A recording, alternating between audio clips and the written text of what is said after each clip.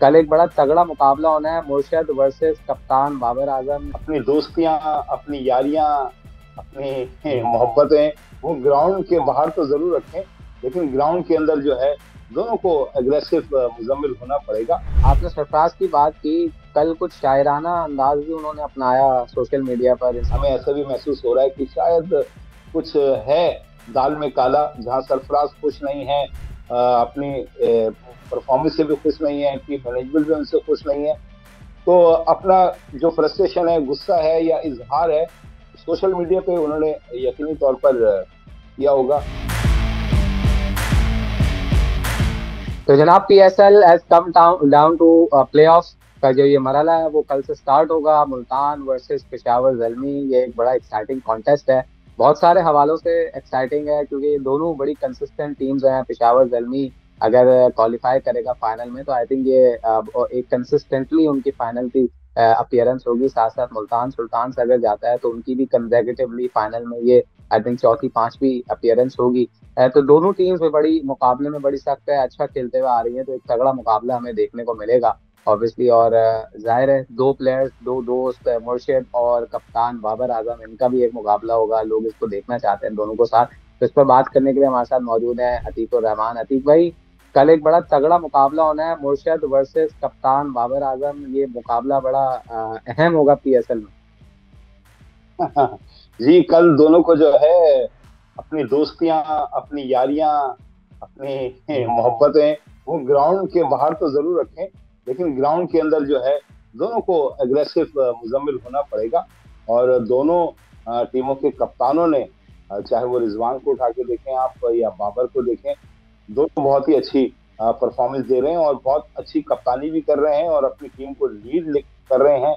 और यही वजह है कि खुद का परफॉर्म होना, टीम को परफॉर्म करवाना, लीड अच्छी करना, और इसी वजह से दोनों टीमें जो हैं वो नंबर 1 और नंबर 2 पोजीशन पर हैं। तो बड़े अच्छे मुकाबले की कल उम्मीद है, और जो जीतेगा वो डायरेक्ट फाइनल का टिकट कटाएगा, और जो हारेगा फिर उसके पास एक ऑप्शन होगा जो फिर एलिमिनेटर मैच खेलेगा 3 और 4 की विनर से।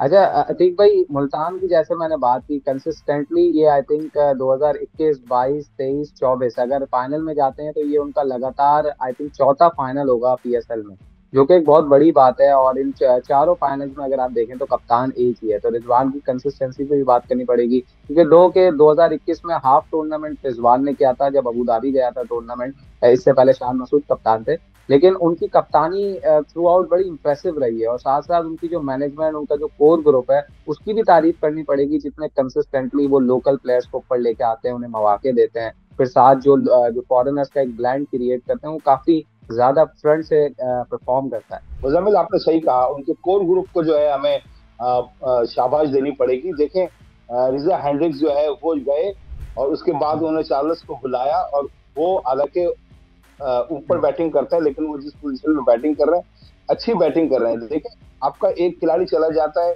ये नहीं होता कि फला खिलाड़ी नहीं था और ये हो गया और ये हो गया, लेकिन उन्होंने उसका नेमुल बदल जो है खिलाड़ी वो बहुत अच्छा लिया। ऐसा नहीं लिया कि ना ये चीज का रोया कि हैंड्रिक्स चले गए तो इस वजह से परफॉर्मेंस हुई।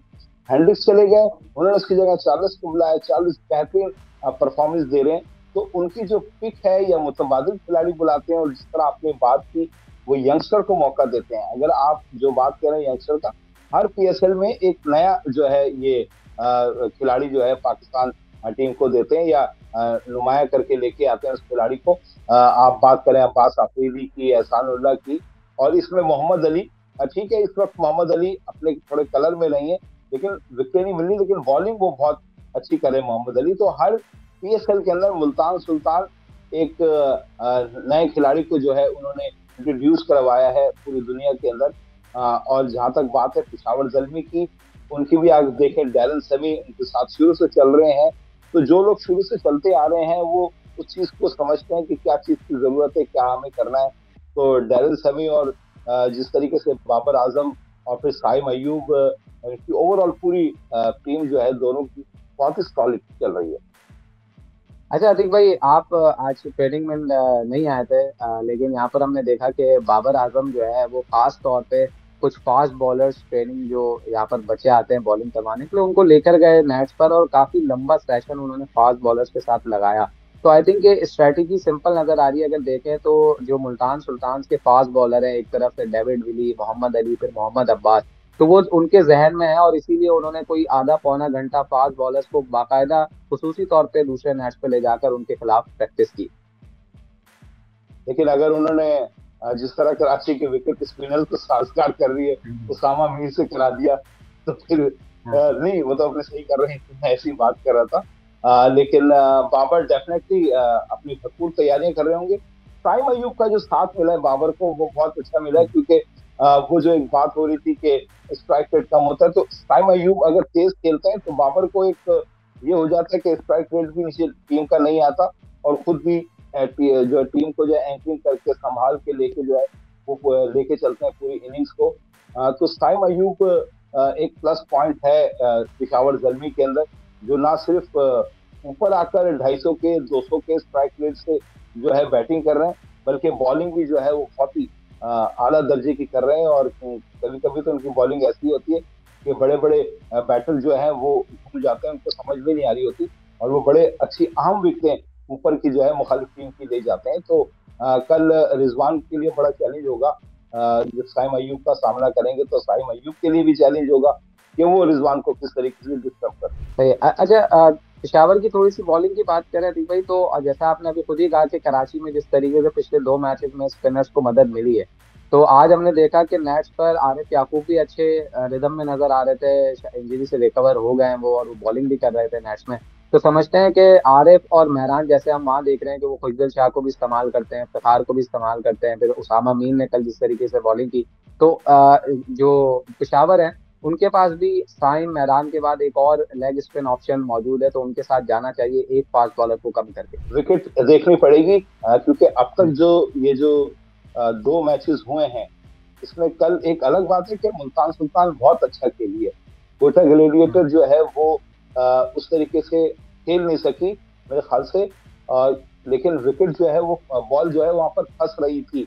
जिस तरह इससे पहले जो मैच हुआ था वहां पर भी जो है स्पिन को थोड़ी सी मददगार साबित हो रही थी, तो कल भी ऐसा रहे। मुझे यही लग रहा है कि रात 9 बजे के वक्त जो मैच शुरू हो रहे हैं, तो विकेट के ऊपर या तो मॉइस्चर नहीं है, या फिर वो हवा भी कराची में एकदम अचानक जो है वो तेज चलना शुरू हो जाती है, तो या तो मॉइस्चर खत्म हो जाती है, ड्राई हो जाती है। तो स्पिन को थोड़ी सी मदद मिल रही है। और कल अब विकेट आज देखेंगे, रात में प्रैक्टिस दोनों टीमों ने की नहीं है, और दिन के वक्त प्रैक्टिस की है, लेकिन पिचेस का बगौर जायजा लिया होगा। तो यकीनी तौर पर अगर आरिफ याकूब उनके सेट हो गए हैं, तो एक फास्ट बॉलर को खिला कर, लेकिन ये पिच उन्होंने रीड की होगी, और किस तरीके से बेहतर देखें तो वो वही फिर डिसाइड करें। सही है। अच्छा, कल रात की अगर मैच की बात करें, रात वाला जो मैच हुआ मुल्तान और क्वेटा का, क्वेटा ऑब्वियसली वो एक रदरफोर्ड को बड़ा मिस करते हुए नजर आया, बैटिंग में उनके पास डेप्थ नहीं है, और जो बैट्समैन है जैसे उमैर बिन यूसुफ है, उनका नेचुरल नंबर ऊपर की तरफ है टॉप ऑर्डर में, लेकिन उनको यहाँ पर चौथे नंबर पे खिलाया जा रहा है। फिर लॉरी एवांस जो है वो सरफराज की जगह 5वें पर आकर खेलने, उनकी भी उस तरीके की परफॉर्मेंस नहीं है। तो उनके बाद जो रदरफोर्ड आते थे, आई थिंक पिछले 2 मैचेस में क्वेटा ने मतलब हाईली मिस किया उन्हें। अच्छी खबर यह है कि रदरफोर्ड आज ज्वाइन कर लेंगे तो एक उनका जो बैलेंस है वो क्रिएट हो जाएगा, लेकिन समझते हैं कि जब क्वेटा इस्लामाबाद से मीट करेगी तो उनको अपनी बैटिंग में जो डेप्थ है, बॉलिंग तो उनकी एक तरफ अच्छी जा रही है, उस्मान भी आ गए, अबरार भी आ गए, आमिर भी है उनके पास, वसीम भी है, बट बैटिंग में उनको एक प्रॉपर बैट्समैन इंक्लूड करने की जरूरत है। देखें कोयटा की जिस तरीके से ये अब प्ले ऑफ का मरना शुरू हुआ है, तो आपने देखा होगा टीमें अपनी परफॉर्मेंस बेहतर कर रही है, लेकिन कोयटा की जो है वो नीचे हो रही है। कल भी देखें आप 106 के ऊपर आउट हो गए। कराची किंग के खिलाफ मैच में भी जो है वो 118 ही जो है वो कर सके। इससे पहले भी जो मैच हुआ था उसमें भी लगभग कोई 120 125 ऐसे ही कोयटा के। तो दूसरी टीमें जो है वो 200 क्रॉस करना चाह रही है, या 170 180 को क्रॉस करती है, लेकिन कोयटा की परफॉर्मेंस नीचे आ रही है। तो और ये इसकी वजह यही है कि उनकी टीम जो 20 खिलाड़ी हैं, जिनको मैं फिर दोहराऊंगा इस बात को, कि उसमें 6 से 7 खिलाड़ी जो है वो ऊपर खेलने वाले हैं, मिडिल में आपके खेलने वाले नहीं है। अब आपने जिस तरह बात की, उमैर बिन यूसुफ आते हैं और फिर ख्वाजा नाफे होते हैं, दोनों यंगस्टर हैं, एक सीनियर्स को उस मौके पर होना चाहिए।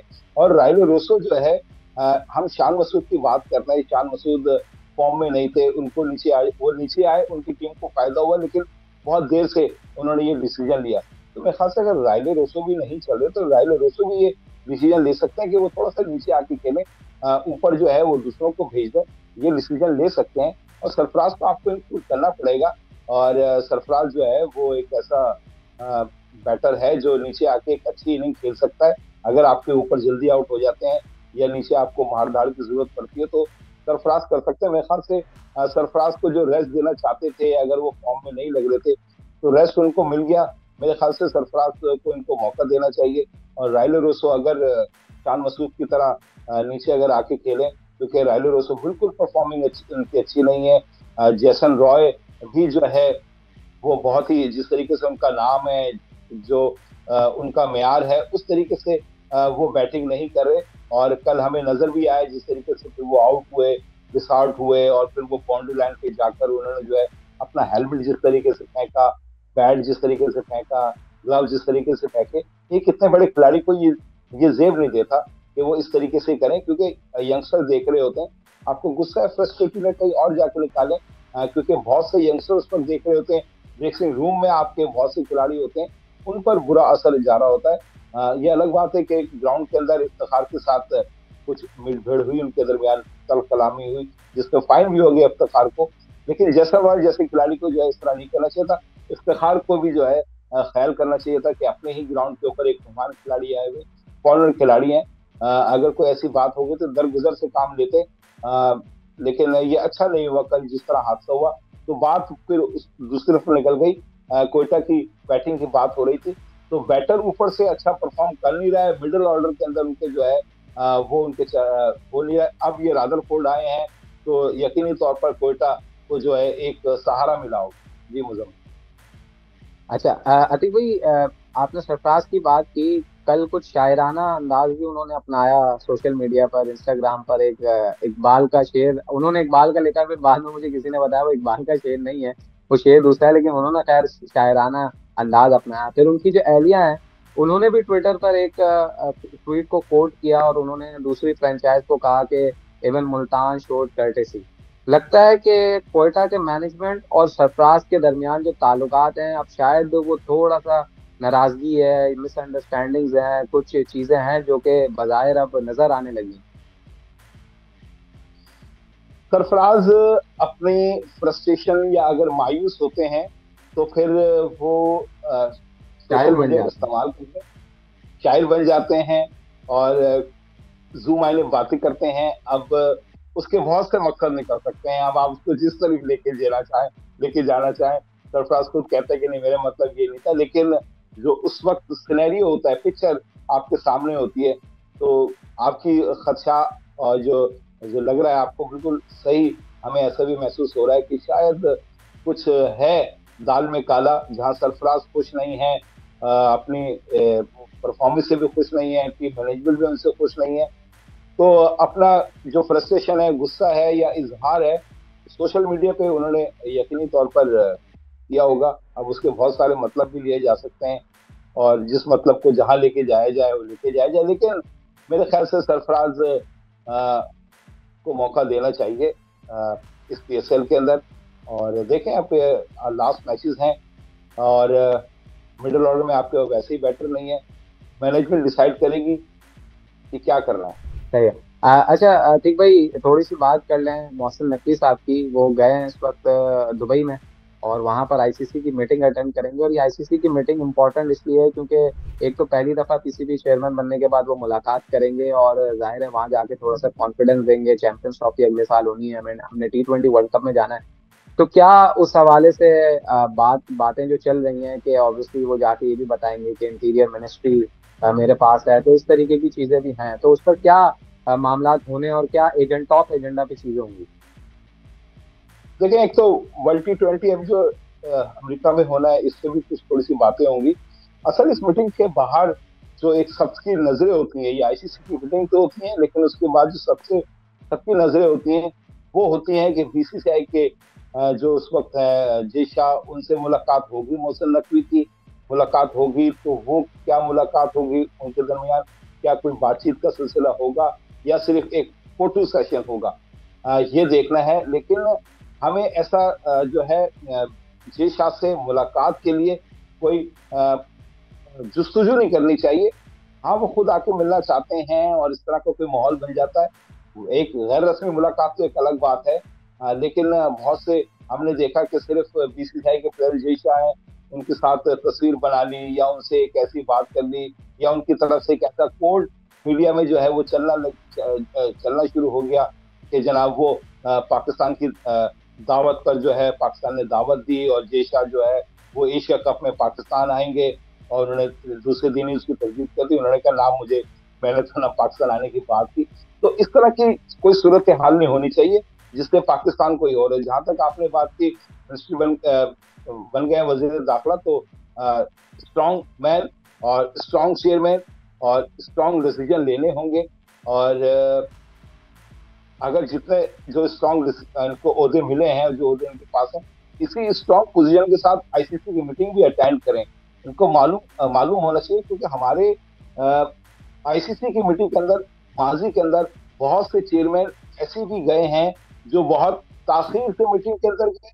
आराम से, उनको कोई फिक्र नहीं थी कि आईसीसी की मीटिंग कितनी इंपॉर्टेंट होती है, और ना आईसीसी को इतनी वो थी कि पाकिस्तान के कोई नहीं आए। तो अपनी अहमियत को आईसीसी मीटिंग के अंदर मनवाना होगा कि पाकिस्तान क्रिकेट बोर्ड के चेयरमैन यहाँ बैठे हुए हैं और वो क्या अपनी जो है बात लेकर आए हैं, अपनी बात को वहाँ बताएं। क्योंकि बहुत इंपॉर्टेंट होता है कि आप अपने रोल को किस तरीके से मीटिंग में डिफाइन करते हैं। अगर आप सिर्फ चाय, कॉफी, बिस्किट खा के बाहर जाना चाहते हैं, तो ऐसे चेयरमैन भी पाकिस्तान क्रिकेट बोर्ड के बहुत से आए आईसीसी मीटिंग के अंदर, जो सिर्फ मीटिंग अटेंड करते हैं, चाय, बिस्किट, पानी पिया और चले गए, ना अपना इनपुट देते हैं, ना उनकी कोई बात सुनते हैं। तो ऐसे नहीं होना चाहिए। आप जाएं, पता चले कि हाँ, कोई एक चेयरमैन आया है पाकिस्तान क्रिकेट बोर्ड का जो अपनी कोई बात कहने आया है, जिसकी बात में कोई वजन है और जो अपना अच्छा इनपुट दे रहा है। ऐसा नहीं कि भाई मीटिंग शुरू हो गई, मीटिंग शुरू हुए में 1.5 घंटा हो गया, आप आराम से आखिर में पहुंच रहे हैं, अच्छा जी वो सॉरी माजरत चाहते हैं जी, अच्छा जी चाय, हाँ जी चाय ना, चाय पी, बिस्कुट खाए चले गए, खुदा हाफिज। ना अपना इनपुट दिया, ना सुना कि मीटिंग में क्या हुआ क्या नहीं। ये नहीं होना चाहिए। जाए अपना इनपुट दें, अपनी बात को रखें, अपनी बात को मनवाएं, पाकिस्तान की अहमियत को मनवाएं और ये साबित करें कि जनाब हम कोई ऐसा मामूली क्रिकेट बोर्ड नहीं है कि जिसके बगैर आप मीटिंग भी शुरू कर लेते हैं और जिसकी इनपुट कोई नहीं लेता। अच्छा, लास्ट में यहाँ पर शोर बहुत ज्यादा हो रहा है, इसलिए अब इसको खत्म करते हैं। प्रिडिक्ट करते हैं कल का विनर कौन, आज का, कल का विनर कौन होगा। यार ये प्रिडिक्ट नहीं करवाया करें। ये प्रिडिक्ट जो है, जब हम मतलब पहले माजी में जो है वो परिंदों के पास और जानवरों के पास भी जाते थे, जो बड़ा अजीब सा लगता था। और अब प्रिडिक्ट करते हुए भी मुझे ऐसा ही वो सब चीजें सामने आ रही होती, तो मुझसे अक्सर पहले हिना जितान भी पूछती थी, तो बड़ा वो हो जाता था कि प्रिडिक्ट करें।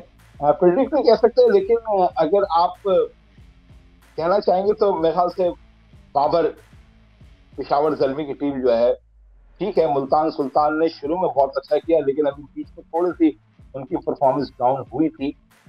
उसकी वजह से मैं थोड़ा सा पेशावर जलमी को एज दे रहा हूँ। लेकिन मुकाबला कांटे का होगा।